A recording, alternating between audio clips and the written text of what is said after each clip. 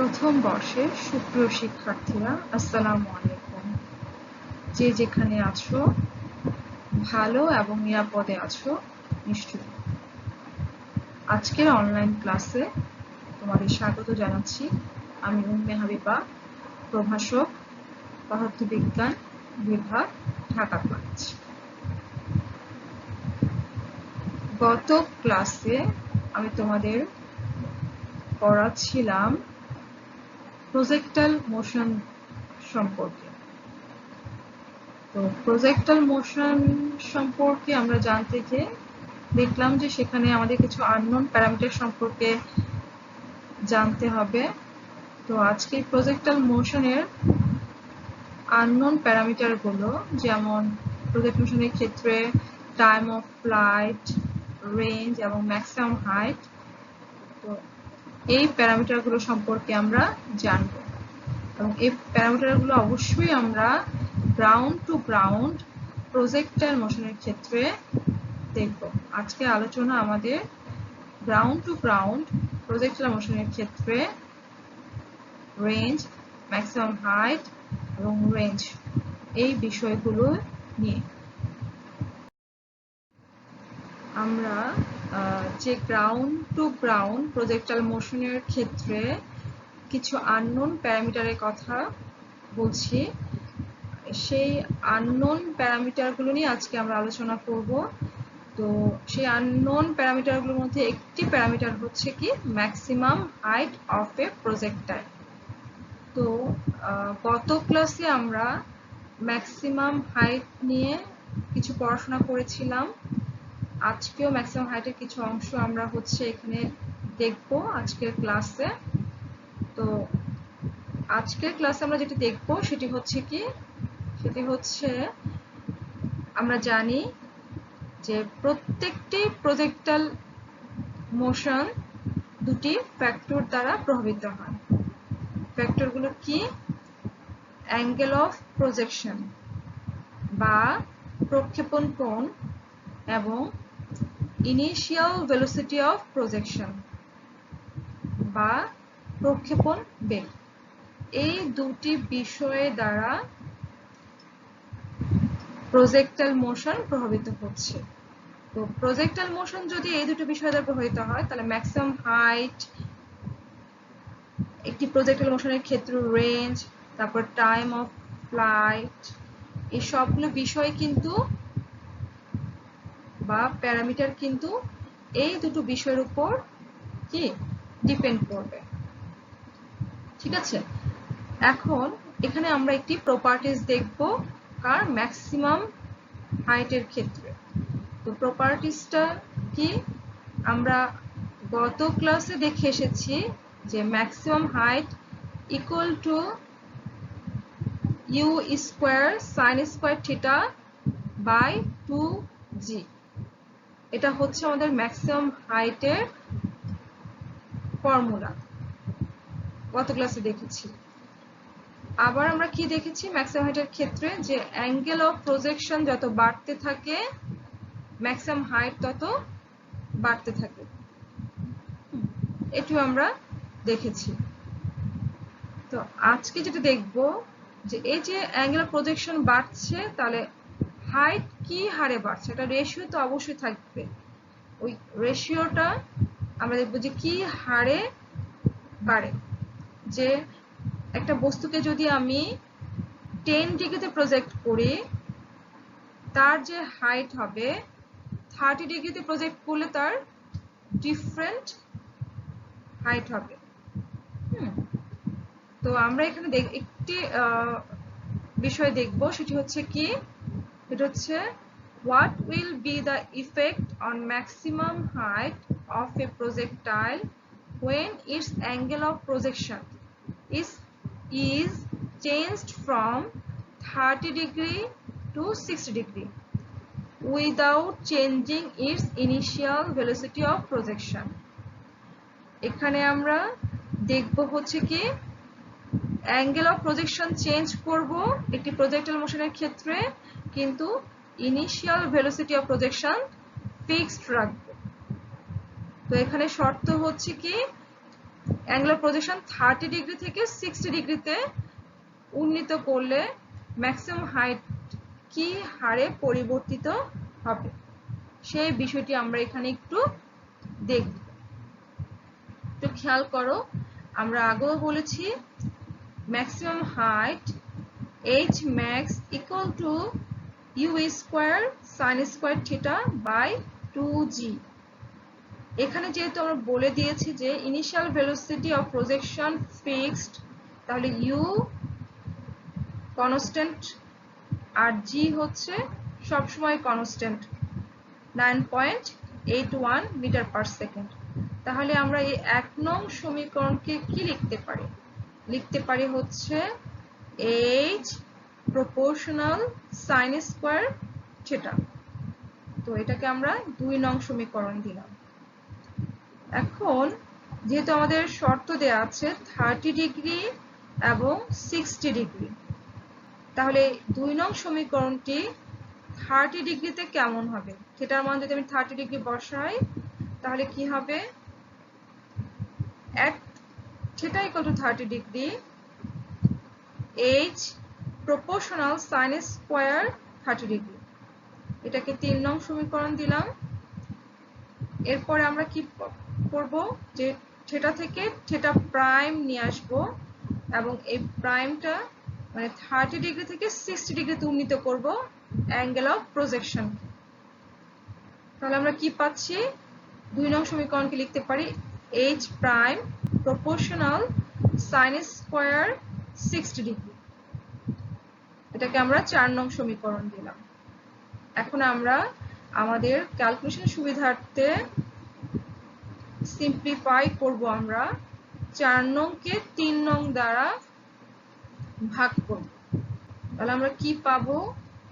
h prime ভাগ h, এখানে কি আছে? ধ্রুবক মান আছে। এই ধ্রুবক মানগুলো হচ্ছে কাটাকাটি চলে যাবে। তাহলে আমরা লিখতে পারি কি? Equal to sin square theta prime by sin square theta. তারপরে আমরা কি পাই? তারপরে পাই হচ্ছে h prime equal to h into sin square theta prime by sin square theta. এরপরে আমরা কি করব?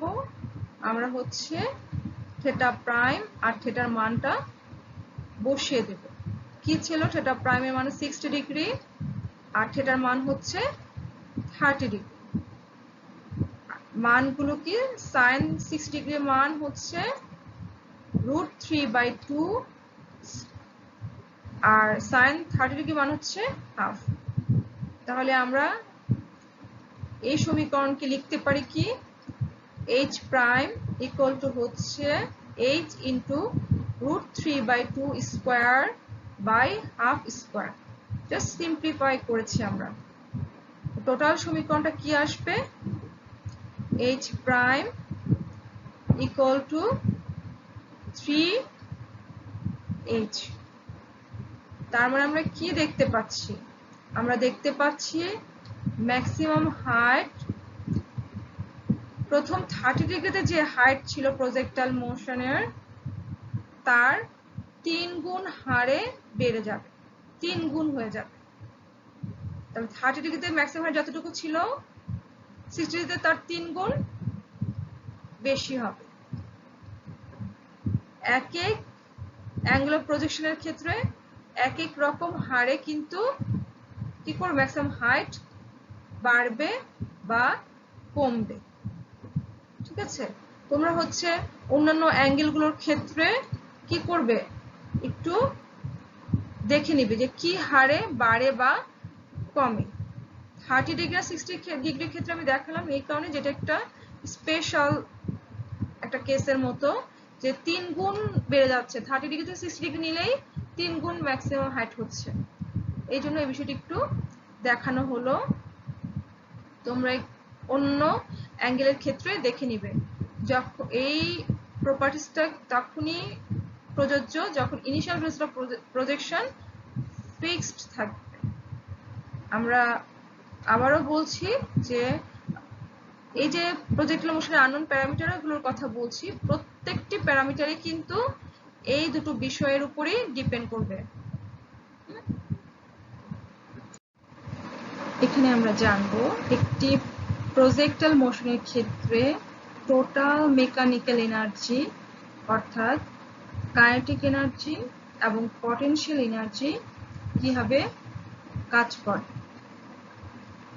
তো এটা ডিপেন্ড করে মূলত হচ্ছে যে প্রজেক্টাইলটি কিভাবে প্রক্ষেপিত হচ্ছে, সে কি শুধু উল্লম্বভাবে প্রক্ষেপিত হচ্ছে না অনুভূমিকের সাথে অ্যাঙ্গেল করে প্রক্ষেপিত হচ্ছে।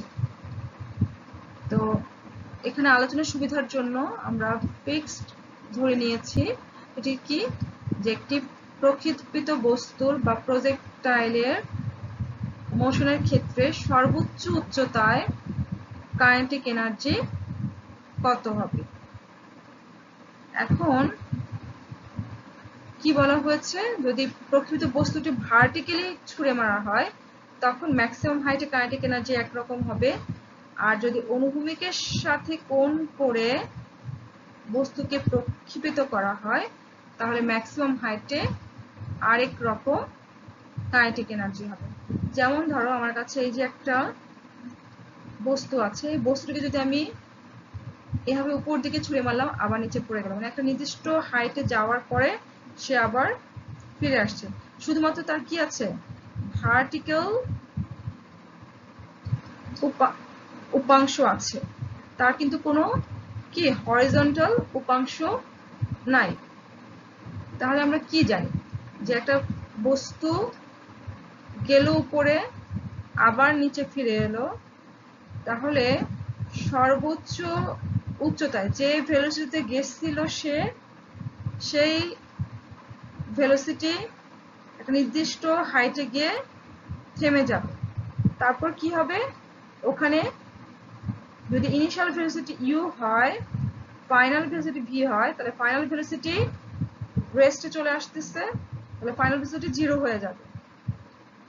জিরো হয়ে গেলে তারপর আবার সে যেহেতু অভিকর্ষ ত্বরণ নিচের দিকে টানছে নিচে পড়ে যাবে একটা নির্দিষ্ট হাইটে যাওয়ার পর। তাহলে কি হচ্ছে, যখন একটি বস্তুকে উল্লম্বভাবে প্রক্ষেপিত করা হয় এবং তার ম্যাক্সিমাম হাইটে যাওয়ার পর তার ভেলোসিটি জিরো হয়ে যায়, সেই জন্য ম্যাক্সিমাম হাইটে কাইনেটিক এনার্জি কি হয়ে যায়, জিরো হয়ে যায়।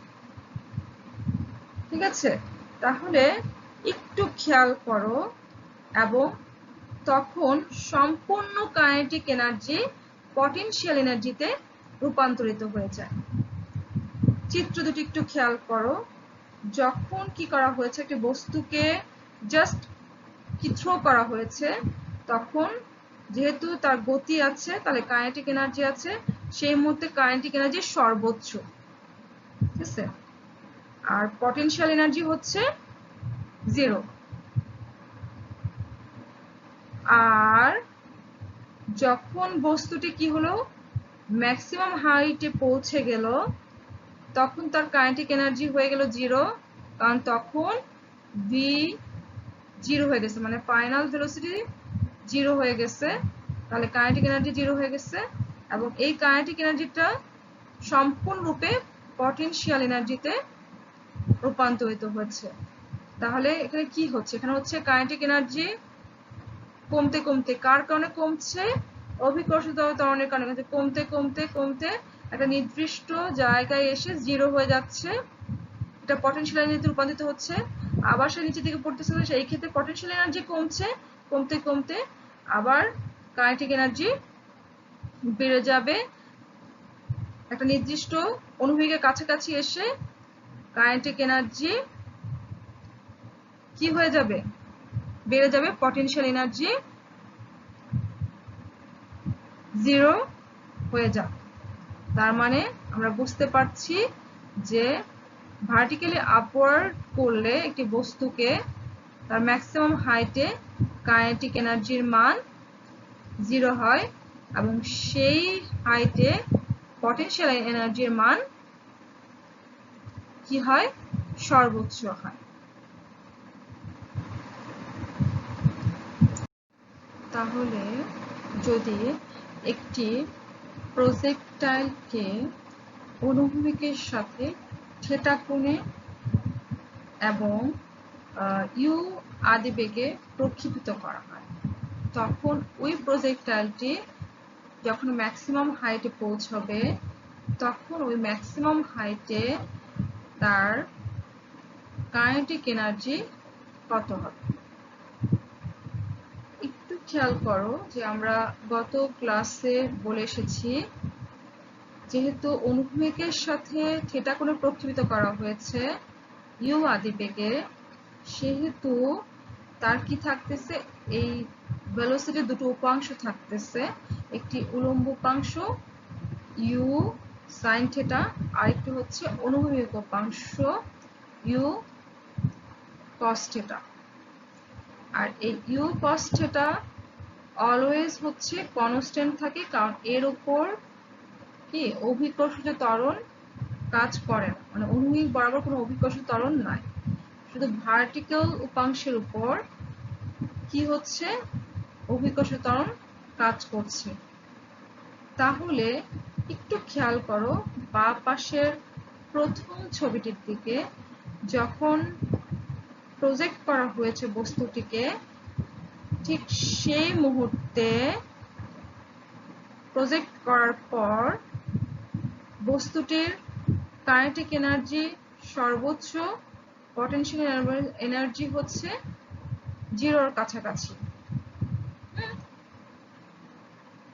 এরপর কি হলো, বস্তুটি হচ্ছে ম্যাক্সিমাম হাইটে পৌঁছে গেল।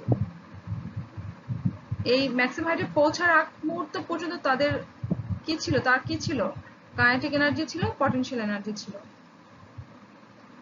রেশিও মেনটেন করে, মানে কাইনেটিক এনার্জি কম ছিল, পটেনশিয়াল এনার্জি বাড়ছিল, এভাবে রেশিও মেনটেন করে করে ম্যাক্সিমাম হাইটে পৌঁছলো।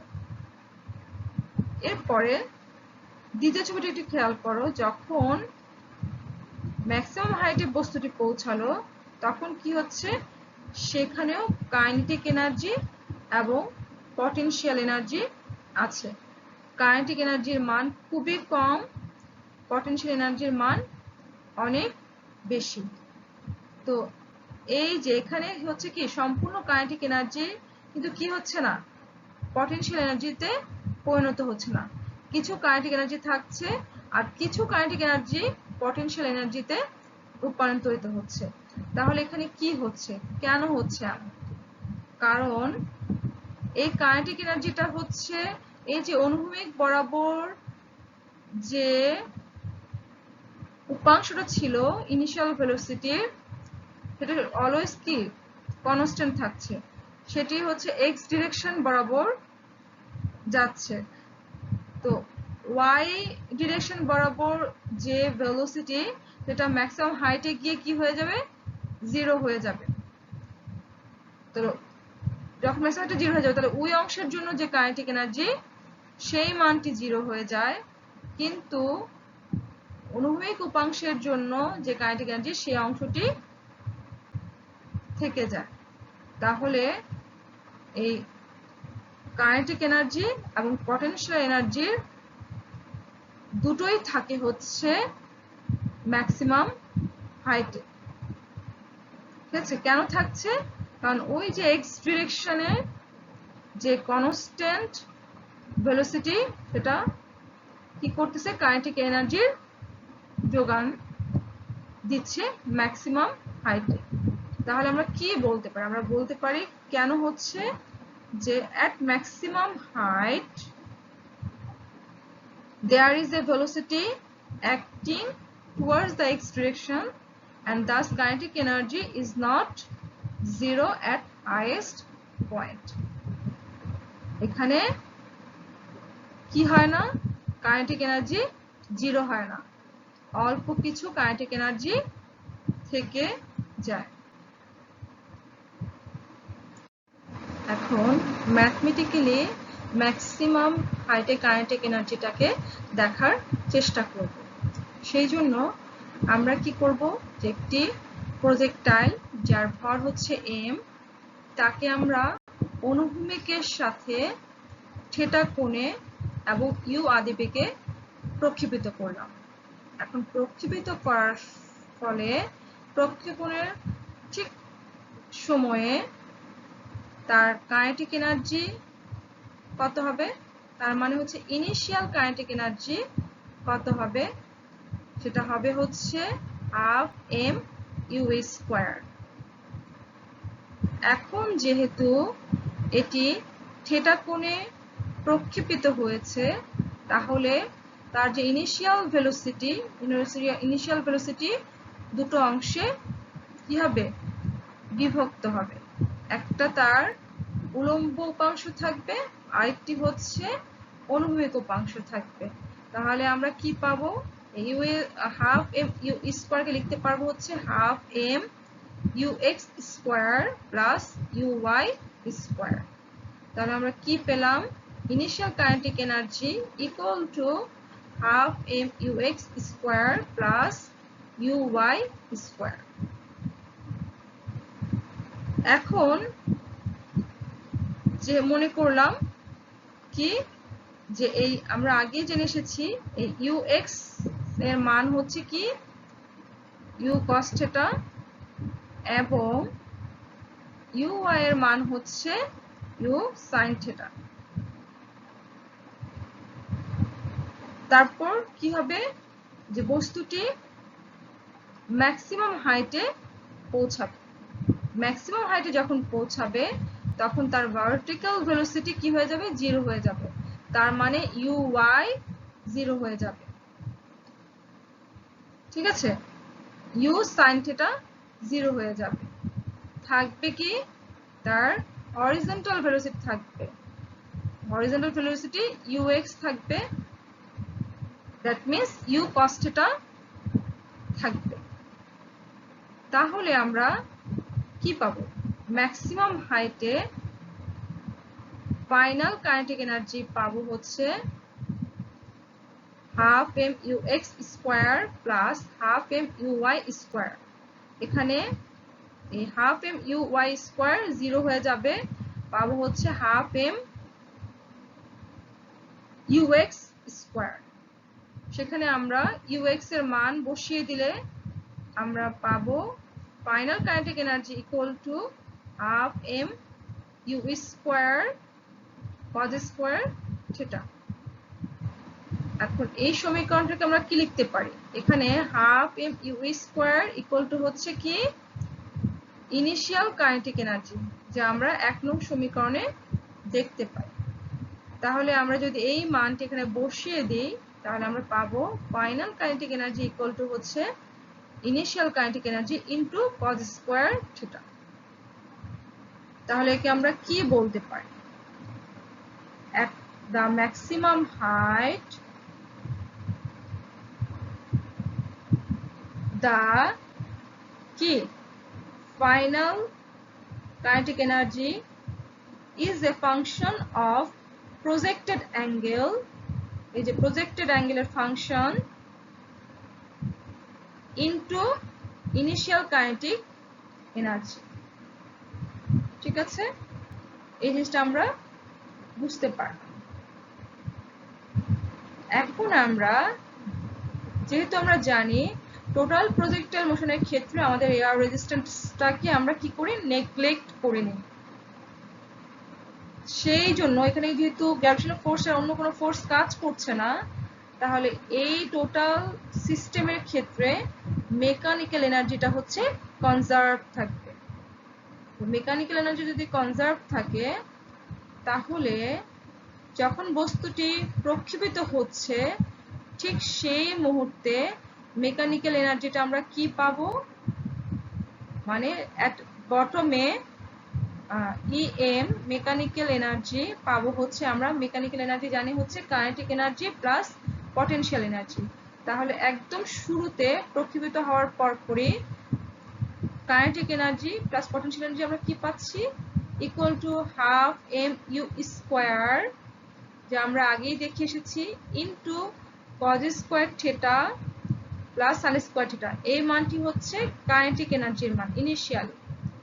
আর পটেনশিয়াল এনার্জি 0, কোনো হাইট নেই, জাস্ট প্রকৃত করা হয়েছে, তখন শুধুমাত্র কাইনেটিক এনার্জি থাকবে, কোনো পটেনশিয়াল এনার্জি থাকবে না।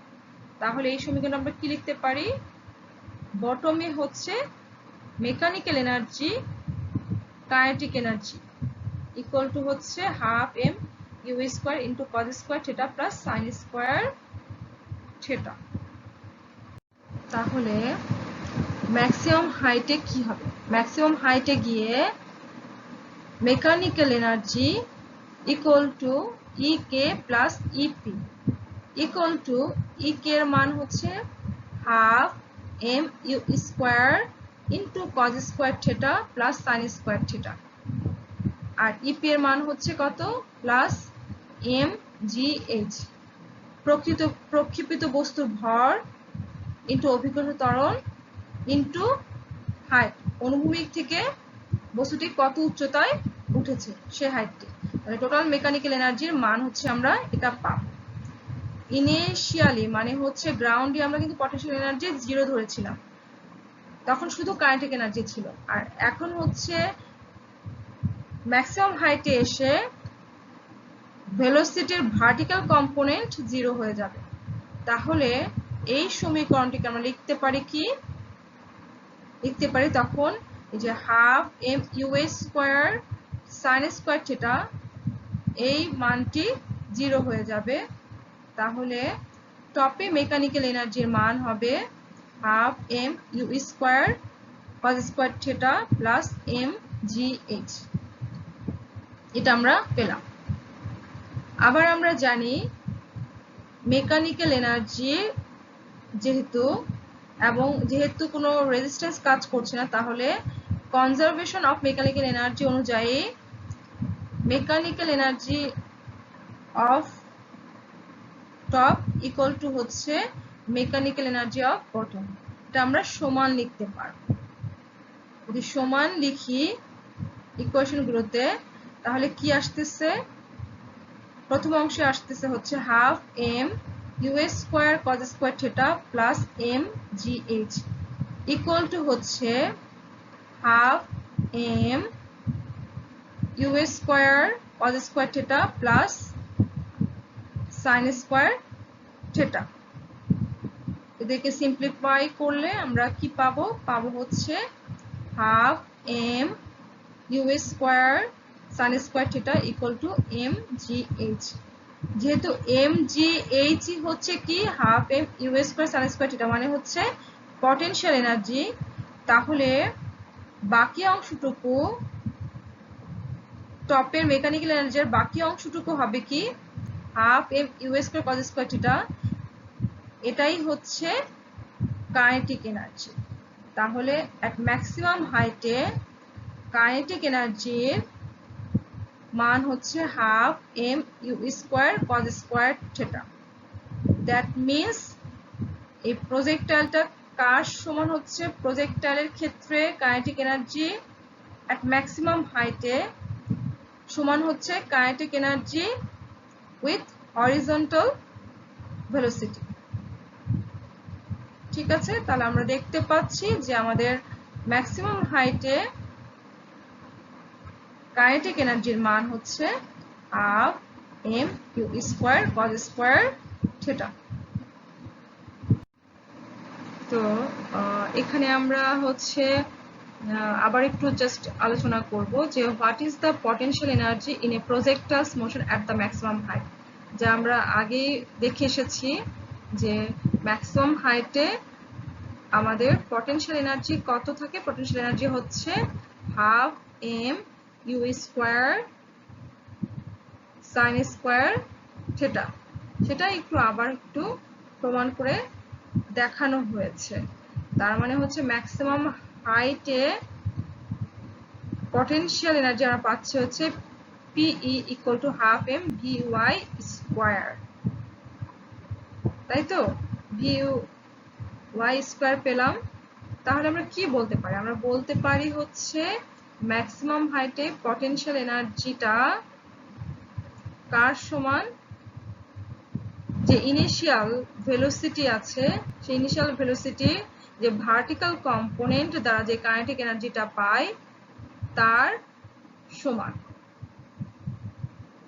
That means half m v y square অথবা half M u square sine square theta.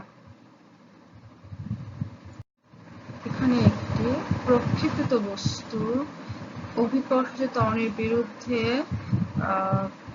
তার চলার পথে যে কাজ করে থাকে সেই সম্পর্কিত একটি প্রবলেম এখানে দিয়েছি। প্রবলেমটি হলো, আমি একবার করে পড়ছি তারপরে তোমাদের বুঝিয়ে দিচ্ছি।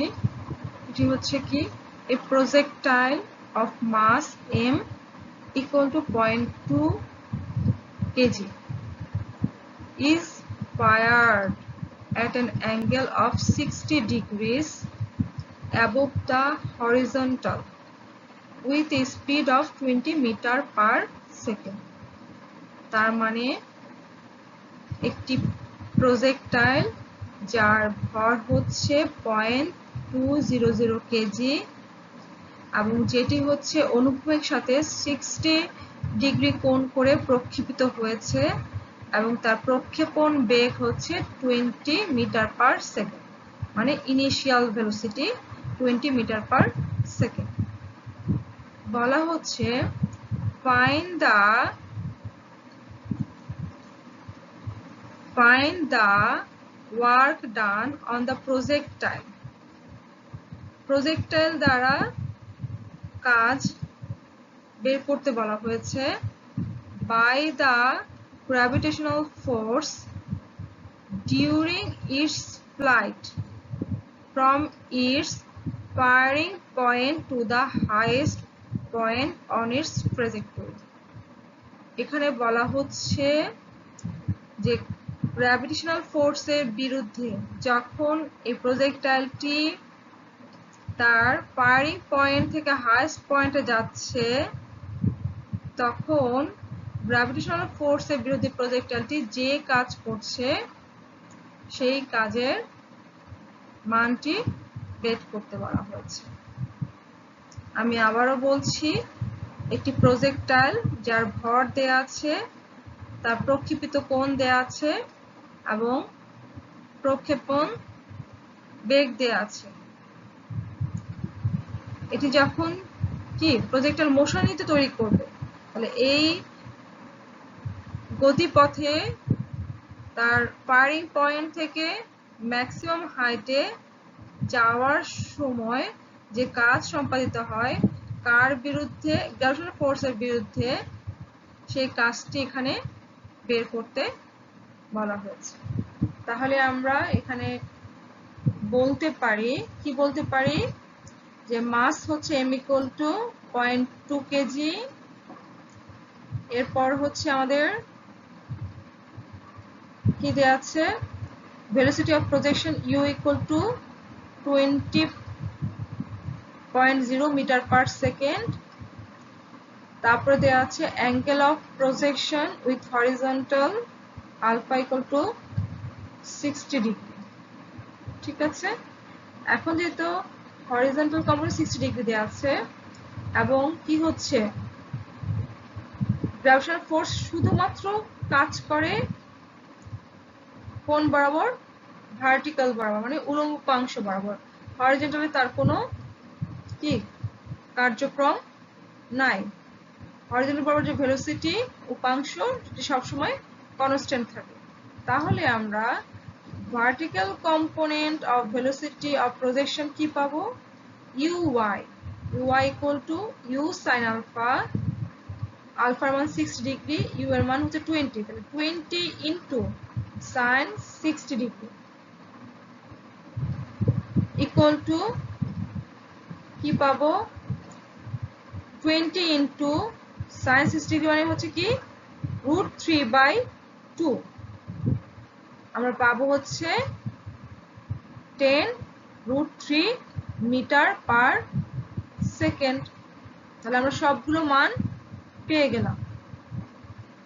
এখন বলা হচ্ছে কি গ্র্যাভিটেশনাল ফোর্স যেহেতু ভার্টিক্যাল উপাংশের উপর কাজ করে, তাহলে এই ভার্টিক্যাল বরাবর যদি আমি যখন কি করা হয়েছে, বস্তুটিকে ফায়ার করা হয়েছে, সেই মুহূর্তে তার কাইনেটিক এনার্জি কি আছে, তার কোনো কি নাই, পটেনশিয়াল এনার্জি নাই। গ্র্যাভিটেশনাল ফোর্স কি করছে, নিচের দিকে টানছে, তাহলে কাইনেটিক এনার্জি আস্তে আস্তে কি হচ্ছে, কমছে। তাহলে এই কাইনেটিক এনার্জিটাই হচ্ছে তার কি হবে, ওয়ার্ক ডান হিসেবে কাজ করবে। যে কাইনেটিক এনার্জি ডিক্রিজ করছে, কি পরিমাণ ডিক্রিজ হচ্ছে, সেটাই কাজ হিসেবে বিবেচিত হবে। ঠিক আছে, তাহলে ওই ডিক্রিজিং ভার্টিক্যাল কাইনেটিক এনার্জিটাই কাজ হিসেবে যদি বিবেচিত হবে, তাহলে আমরা লিখতে পারি W equal to half mui square. ঠিক আছে, কারণ এখানে কাজ করছে গ্র্যাভিটেশনাল ফোর্স কাকে কমিয়ে দিচ্ছে, কাইনেটিক এনার্জিকে কমিয়ে দিচ্ছে। ওই কমানোটুকুই কি হচ্ছে, কাজ হিসেবে বিবেচিত হচ্ছে। তাহলে আমরা এখন যদি মান বসিয়ে দেই, ইকুয়াল টু হচ্ছে হাফ ইন্টু এম এর মান হচ্ছে কত আমাদের 0.2 কেজি, আর ইউ ওয়াই হচ্ছে কি 10 into √3 স্কয়ার। এটাকে সিম্পলিফাই করলে আমরা কি পাবো, পাবো হচ্ছে 150 জুল। ঠিক আছে, তাহলে এই প্রজেক্টাইলটি দ্বারা কাজের পরিমাণ হচ্ছে 150 জুল। তাহলে এখন আমরা প্রজেক্টাইল মোশনের আরেকটি প্যারামিটার নিয়ে কথা বলবো, যার নাম হচ্ছে টাইম অফ ফ্লাইট। মানে একটি প্রক্ষেপিত বস্তু কত সময় ধরে বাতাসে অবস্থান করে। এর মানে কি, যেহেতু আমরা ground to ground projectile motion নিয়ে কথা বলছি, তাহলে মানে অনুভূমিক থেকে একটি বস্তু প্রক্ষেপিত হবে, আবার অনুভূমিকে ফিরে আসবে। তাহলে অনুভূমিক থেকে প্রক্ষেপিত হয়ে আবার অনুভূমিকে ফিরে আসতে তার যে সময় লেগেছে, এই সময়কে আমরা বলবো হচ্ছে টাইম অফ ফ্লাইট। তার মানে হচ্ছে সে অনুভূমিক থেকে প্রক্ষেপিত হয়ে বাতাসে ছিল, বাতাস থেকে আবার হচ্ছে কি অনুভূমিকে ফিরে আসছে। তাহলে আমরা বলতে পারি কি একটা নির্দিষ্ট সময় পর্যন্ত প্রজেক্টাইল কি করে, বাতাসে অবস্থান করে এবং প্রক্ষেপিত অবস্থান থেকে সে ম্যাক্সিমাম হাইটে পৌঁছায়, ম্যাক্সিমাম হাইট থেকে আবার অনুভূমিকে ফিরে আসে। এই সময়টুকুকে আমরা বলবো হচ্ছে টাইম অফ ফ্লাইট। ঠিক আছে, যেহেতু কি হচ্ছে, অনুভূমিকের সাথে থিটা কোণে প্রক্ষেপিত হচ্ছে, তাহলে তার কি থাকবে, অনুভূমিক উপাংশ থাকবে আর উলম্ব উপাংশ থাকবে।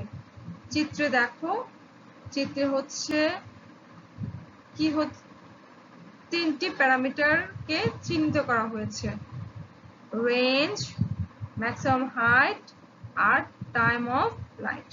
বস্তুটি অনুভূমিক থেকে প্রক্ষেপিত হয়ে আবার অনুভূমিকে ফিরে আসার সময়টিকে আমরা বলছি হচ্ছে টাইম অফ ফ্লাইট। এখানে তিনটি ডেফিনিশন দেয়া আছে, তোমরা একটু পড়ে নিবে। বেসিক কথা, সব ডেফিনিশন একই রকম, তো তোমরা একটু তোমাদের মতো করে দেখে নিও। এখন আমরা যদি টাইম অফ ফ্লাইটকে অ্যানালাইসিস করি, তাহলে দুটো অংশে ভাগ করতে পারি। প্রথম অংশটি কি, আমরা জানি যে একটি বস্তু যখন প্রক্ষেপিত হয়, তখন বস্তুটি অনুভূমিক থেকে একটি ম্যাক্সিমাম হাইট পর্যন্ত পৌঁছায়, আবার ম্যাক্সিমাম হাইট থেকে আবার অনুভূমিকে পৌঁছায়। তাহলে অনুভূমিক থেকে ম্যাক্সিমাম হাইটে যেতে একটি নির্দিষ্ট সময় লাগে, আবার ম্যাক্সিমাম হাইট থেকে অনুভূমিকে যেতে একটি নির্দিষ্ট সময় লাগে। তাহলে উঠতে একটি সময় লাগছে ম্যাক্সিমাম হাইটে, আবার নামতে অনুভূমিকে নামতে একটি নির্দিষ্ট সময় লাগতেছে। তাহলে ওঠার সময়টুকুকে বলা হচ্ছে টাইম অফ অ্যাসেন্ট, আর ম্যাক্সিমাম হাইট থেকে নিচে নামার মানে অনুভূমিকে নামতে সময়টুকু বলা হচ্ছে time of descent. Total time of ফ্লাইটকে আমরা লিখতে পারি হচ্ছে time of ascent plus time of descent. ঠিক আছে, এখন হচ্ছে এই টাইম অফ অ্যাসেন্টকে আমরা হচ্ছে ম্যাথমেটিক্যালি তার একটি ফর্মুলা আমরা দেখব, সেটি কেমন সেটি দেখার জন্য আমাদের কি করতে হবে, আমরা হচ্ছে ধরে নিচ্ছি যে টাইম অফ অ্যাসেন্টকে ছোট টি দ্বারা আমরা সংজ্ঞায়িত করছি। আর অ্যাজ ইউজুয়াল যে আমরা ধরে নিই যে একটি বস্তু থিটা অ্যাঙ্গেলে অনুভূমিকের সাথে ইউ ভেলোসিটিতে প্রক্ষেপিত হচ্ছে। তাহলে আমরা কি পাই, তাহলে আমরা পাচ্ছি হচ্ছে যেহেতু অনুভূমিকের সাথে থিটা কোণে প্রক্ষেপিত হচ্ছে, তাহলে তার একটি উলম্ব উপাংশ থাকবে আর অনুভূমিক উপাংশ থাকবে। এখন উলম্ব উপাংশটা ম্যাক্সিমাম হাইটে গিয়ে 0 হয়ে যাবে, কিন্তু ইনিশিয়াল অবস্থা তার একটি মান ইউ সাইন থিটা আছে। ঠিক আছে, তার মানে হচ্ছে U Y equal to you sine theta থাকবে, আর এই ওয়াইটা ফাইনাল হয়ে যাবে ভি ওয়াই, ওই ভি ওয়াইটা 0 হয়ে যাবে। আর অনুভূমিক বরাবর থাকবে হচ্ছে ইউ কস থিটা। যেহেতু রোটেশনাল ফোর্স অনুভূমিক বরাবর কাজ করে না, তাই আমরা উলম্ব উপাংশ নিয়ে কাজ করব, যেহেতু সে উঠছে ম্যাক্সিমাম হাইটের দিকে উঠছে। আর এই প্রজেক্টাইল মোশনকে ব্যাখ্যা করার জন্য আমরা ব্যবহার করছি হচ্ছে নিউটনের গতির সূত্রগুলো। কারণ এই প্রজেক্টাইল মোশন হচ্ছে কার আলোচ্য বিষয়বস্তু, মেকানিক্সের কাইনেমেটিক্স ব্রাঞ্চের আলোচনার বিষয়বস্তু। আর কাইনেমেটিক্স অংশে আলোচনা করাই হয় নিউটনের গতির সূত্রগুলোকে ব্যবহার করে, যেই ফিজিক্সের যে কনসেপ্টগুলো আছে যেগুলোকে ব্যাখ্যা করা যায় সেই অংশগুলো নিয়েই আলোচনা করা হয়। তো আমরা এখানে টাইম অফ অ্যাসেন্টকে ব্যাখ্যা করার জন্য নিউটনের একটি সূত্র ব্যবহার করব। সেই সূত্রটি হচ্ছে v equal to u plus a t. তার মানে একটি বস্তুর ফাইনাল ভেলোসিটি ইকুয়াল টু হচ্ছে ইনিশিয়াল ভেলোসিটি প্লাস বস্তুটির ত্বরণ ইনটু সময়। ঠিক আছে, তাহলে এখন আমরা এই প্রজেক্টাইলের ক্ষেত্রে এই সমীকরণ আমরা কি লিখতে পারি, যে প্রজেক্টাইলটি যখন ইনিশিয়াল ছিল ইউআই তার ভেলোসিটি ছিল, ফাইনালে ভিওয়াই হয়ে গেছে, তাহলে ভি এর জায়গায় আমরা ভিওয়াই লিখতে পারি ইকুয়াল টু হচ্ছে ইউ এর জায়গায় ইউআই তার ইনিশিয়াল ভেলোসিটি মাইনাস জিটি, এর জায়গায় মাইনাস জি ইন্টু টি, কারণ এ হচ্ছে ত্বরণ আর ত্বরণ হচ্ছে নিচের দিকে কাজ করছে। তো এই সমীকরণকে আমরা লিখতে পারি, যেহেতু ভিওয়াই 0 লিখলাম ইকুয়াল টু হচ্ছে ইউআই ইকুয়াল টু আমরা জানি u sine theta minus g t. তাহলে এই সমীকরণ থেকে আমরা পাচ্ছি g t equal to you sine theta, তারপরে আমরা টি এর মান বের করছি t equal to you sine theta by g. এটি হচ্ছে ম্যাক্সিমাম হাইটে পৌঁছানোর ক্ষেত্রে টাইম অফ অ্যাসেন্টের সমীকরণ। আমরা প্রজেক্টাইল মোশনের ক্ষেত্রে টাইম অফ ফ্লাইটকে সরাসরিও গাণিতিকভাবে ব্যাখ্যা করতে পারি, সেটি হচ্ছে নিউটনের আরেকটি সূত্র S equal to U T plus half A T square এর মাধ্যমে।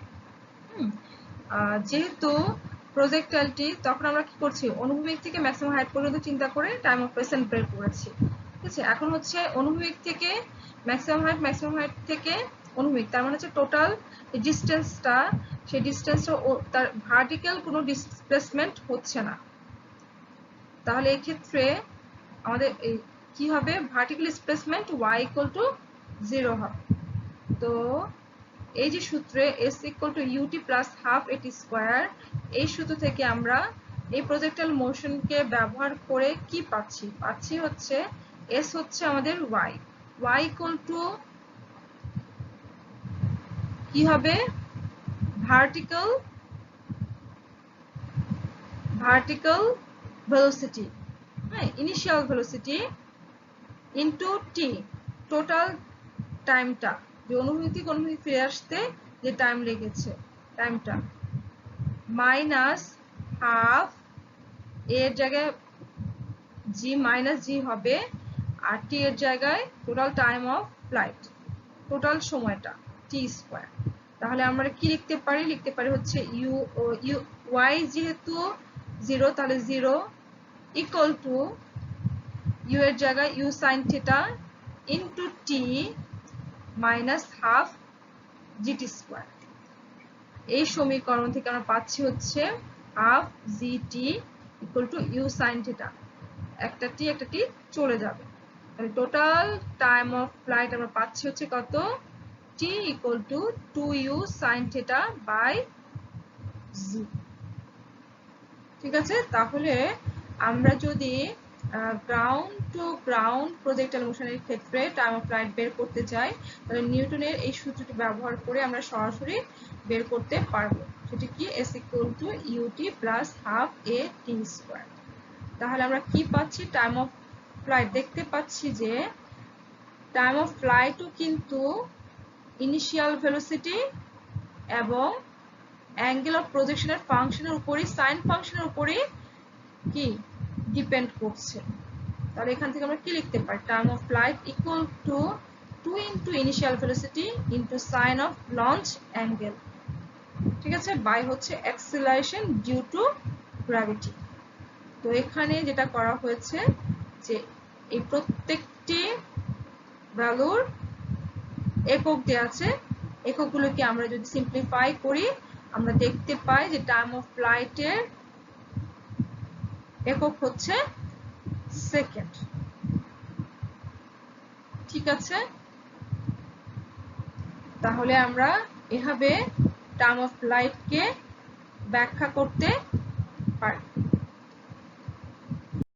এখন যেহেতু টাইম অফ ফ্লাইটের মানও বের করা আছে, সেটা কি? 2u sin থিটা বাই জি, আবার টাইম অফ অ্যাসেন্ট মানে ম্যাক্সিমাম হাইটে পৌঁছাতে যে সময় লাগতেছে একটি প্রজেক্টাইলে, সেই সময়টুকু আমরা জানি, কিন্তু নামতে কতটুকু সময় লাগছে সেই সময়টুকু আমরা এখন বের করতে যাচ্ছি। সেটার নাম আমরা কি বলেছি? Time of descent. যে ম্যাক্সিমাম হাইট থেকে অনুভূমিকে ফিরে আসতে একটি প্রজেক্টাইলে যে সময় লাগে তাকে বলা হচ্ছে টাইম অফ ডিসেন্ট। আর আমরা কি জানি? আমরা জানি হচ্ছে টাইম অফ ফ্লাইটটা হচ্ছে দুটো অংশে ভাগ ছিল যেহেতু, তাহলে time of flight equal to হচ্ছে time of ascent plus time of descent. তাহলে আমরা কি পাবো? আমরা যদি টাইম অফ ডিসেন্ট বের করতে চাই তাহলে এটাকে বাম পাশে নিয়ে আসি, time of descent equal to হচ্ছে time of flight minus time of ascent. এখন টাইম অফ ফ্লাইটের মান বসিয়ে দিচ্ছি 2u sin theta by g minus time of অ্যাসেন্টের মান বসিয়ে দিচ্ছি u sin theta by g. এটাকে ক্যালকুলেশন করে সিম্পলিফাই করলে আমরা পাবো হচ্ছে কি u sin থিটা বাই জি। তাহলে টাইম অফ ডিসেন্টের মান হচ্ছে u sin থিটা বাই জি, যা টাইম অফ অ্যাসেন্ট মানের সমান। তাহলে এখান থেকে আমরা দুটো বিষয় দেখতে পাচ্ছি, সেটা হচ্ছে কি? এটা একটি টাইম অফ ডিসেন্টের একটি গাণিতিক এক্সপ্রেশন, আর দ্বিতীয়টি হচ্ছে কি? Time of ascent equal to time of descent. দুটো সমান সময়, অনুভূমি থেকে ম্যাক্সিমাম হাইটে পৌঁছাতে যে সময় লাগে, ম্যাক্সিমাম হাইট থেকে অনুভূমি পৌঁছাতে একই সময় লাগে।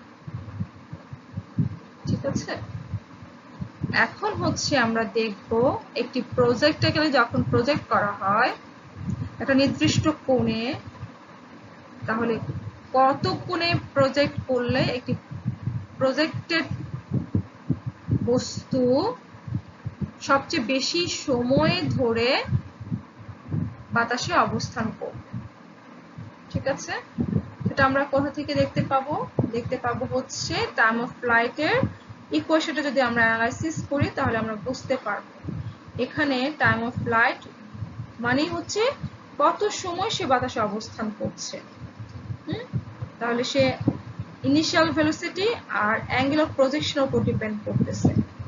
তাহলে এখানে কোণের উপর ডিপেন্ড করতেছে। তাহলে কোন সাইন কোণ, তাহলে থিটা সাইন ফাংশন যেখানে সর্বোচ্চ হবে সেখানেই সেই মানটাই হচ্ছে লং আর্ম মান হবে। তখন টাইম অফ ফ্লাইটের যে মান পাবো আমরা সেই মানটাই বেশি সময় হবে এবং ওই বেশি সময় ধরেই বস্তু কি করবে, বাতাসে অবস্থান করবে। আমরা জানি সাইন 0 হচ্ছে 0 আর সাইন 90 ডিগ্রি হচ্ছে 1। তাহলে আমরা কি পাবো, টাইম অফ ফ্লাইটের ক্ষেত্রে যদি আমরা থিটার মান 90 ডিগ্রি বসাই, ঠিক আছে, তার মানে সাইনের মান যত লঙ্গার হবে, সাইন থিটার মান যত লঙ্গার হবে, টাইম অফ ফ্লাইটের মান তত কি বেশি হবে। তাহলে থিটার মান যখন 90 ডিগ্রি হবে তখন আমরা পাচ্ছি হচ্ছে time of flight equal to হচ্ছে 2u/v।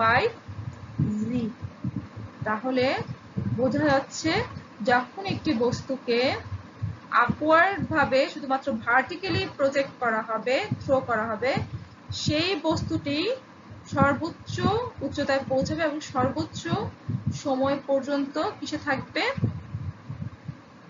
বাতাসে অবস্থান করবে। তার মানে আমরা বলতে পারি একটি বস্তুকে যখন 90 ডিগ্রি অ্যাঙ্গেলে প্রজেক্ট করা হবে ওই বস্তুটি সর্বোচ্চ সময় ধরে বাতাসে অবস্থান করবে। দ্যাট মিন্স তার টাইম অফ ফ্লাইট সবচেয়ে বেশি হবে।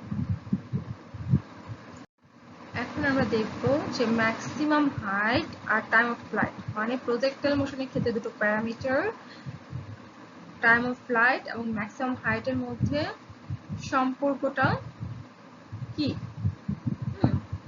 কিভাবে তারা একজন আরেকজনের সাথে রিলেশন রাখছে।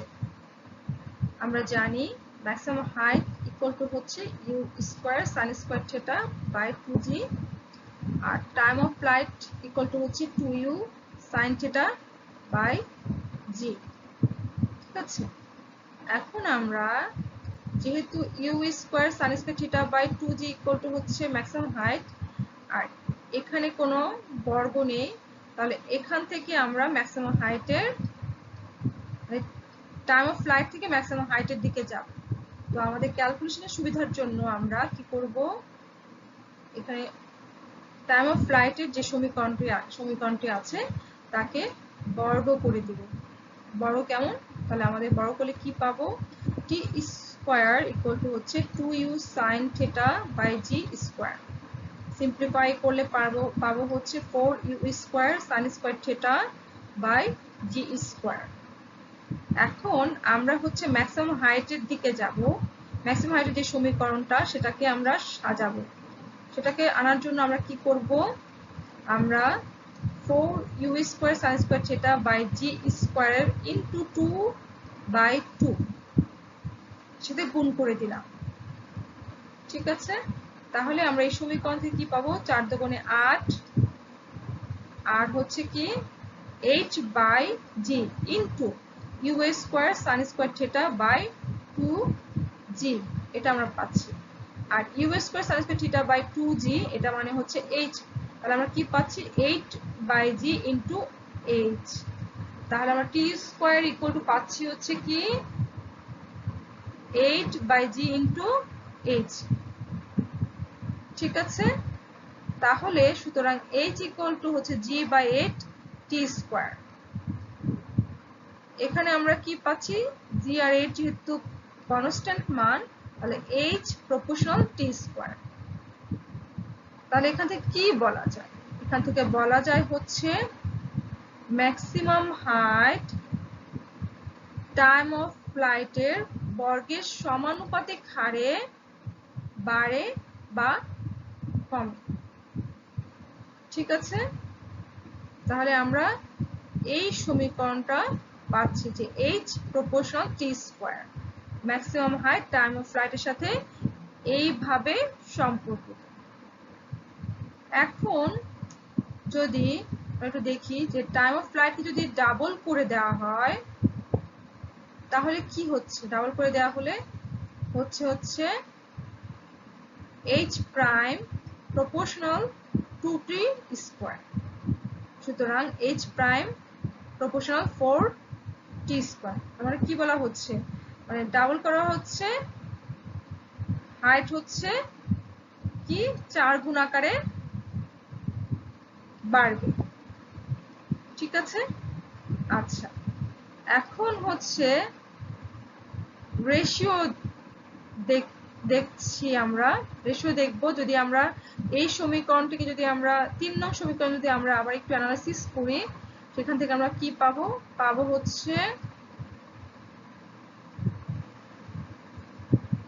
h by t square equal to হচ্ছে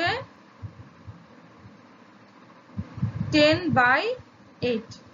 আমরা 9.8 কে একবারে আমাদের ক্যালকুলেশন সুবিধার জন্য 10 ধরে নিয়েছি, ঠিক আছে। তাহলে h by t square equal to 10/8 equal to 5/4। তাহলে কি হচ্ছে, ম্যাক্সিমাম হাইট অনুপাত টাইম অফ ফ্লাইট স্কয়ার, এরা কি অনুপাতে কি ভ্যারি করছে, 5:4 এই অনুপাতে ভ্যারি করছে, ঠিক আছে। যদি 9.8 ব্যবহার করা হয় তাহলে তাদের অনুপাত হবে 1.2:1, এইভাবে তারা ভ্যারি করবে। এখানে শুধু একটু মনে রাখবে এটি কি, টাইম অফ ফ্লাইট আর ম্যাক্সিমাম হাইটের সম্পর্ক হচ্ছে h প্রপোর্শনাল t স্কয়ার।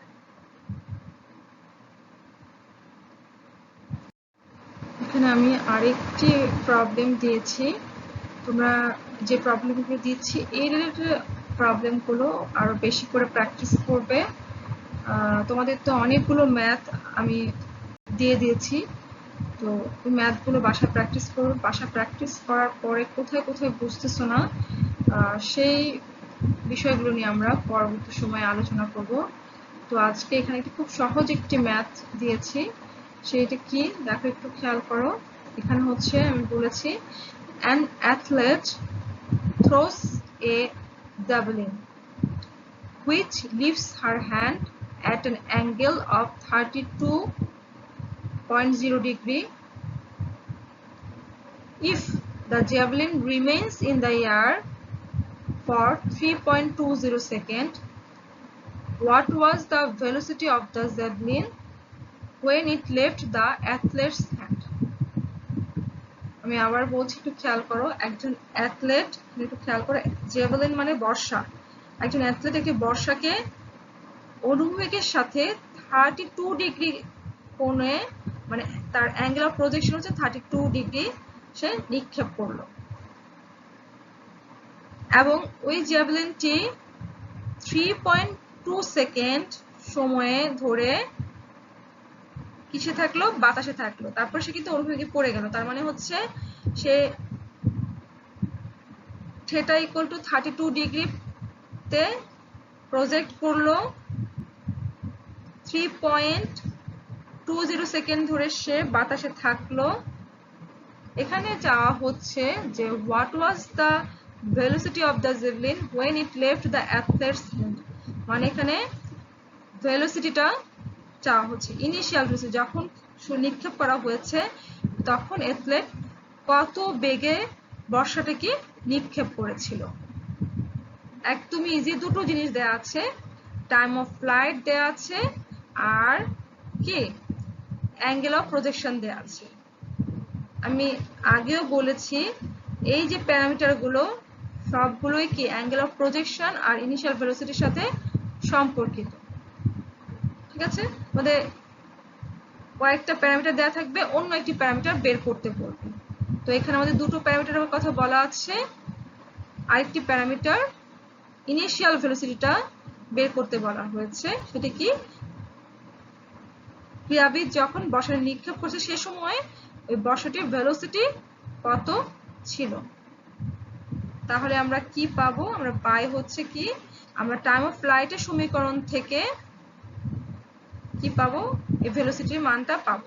আমরা বলতে পারি the initial velocity of the javelin can be found by rearranging the time of flight formula. The time of formula কি, t equal to 2u sin theta by g, u equal to gt by 2 sin theta, এটাকে আমরা simplify করলাম।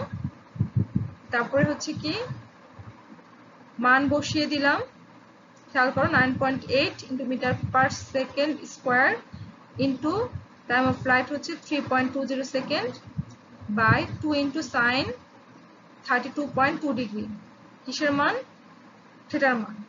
তারপর এটাকে আমরা simplify করলাম, simplify করে আমরা মান পেলাম হচ্ছে 29.6 মিটার পার সেকেন্ড।